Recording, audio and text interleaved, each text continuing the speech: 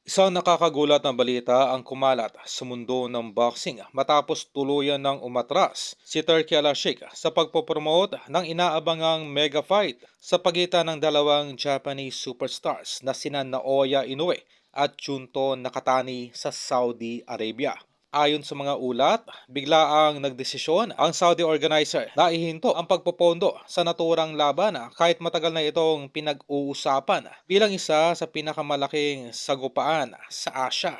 Hindi pa malinaw ang eksaktong dahilan ng pag-atras, ngunit umugong ang spekulasyon na may kinalaman umano ito sa hindi umano kahanga-hangang performances ng dalawang kampyona sa kanilang mga nakaraang laban sa Saudi Arabia. Dagdag pang kontrobersya ang lumutang matapos mapabalita na bago umano ang naging laban ni Naoya Inoue kontra kay Alan Peter Picasso ay may naaktuang miyembro ng kampo na naglalagay umano ng illegal hand wrap dito kay Naoya Inoue. Ayon sa balita, ito raw ang isa sa mga naging dahilan kung bakit hindi na napabagsak ni Inoue si Picasso sa naturang laban dahil ito ay nahuli.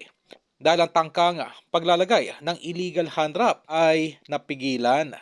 Bagamat walang opisyal na kumpirmasyon, nagdulot ito ng negatibong impresyon sa Saudi promotion, partikular dito kay Turki Al-Sheikh. Mahigpit umano ang kanilang patakaran laban sa pandaraya na may kaakibat pang posibilidad ng pagkakaaresto at pagkakakulong sa mga mapapatunayang lumabag.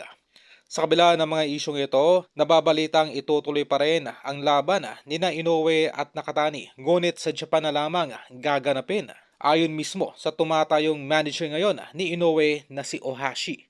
Kung mangyayari ito, magiging isang domestikadong bakbakan na lamang ito ng dalawang Japanese icons imbis na isang engrandeng international spektakela sa Middle East.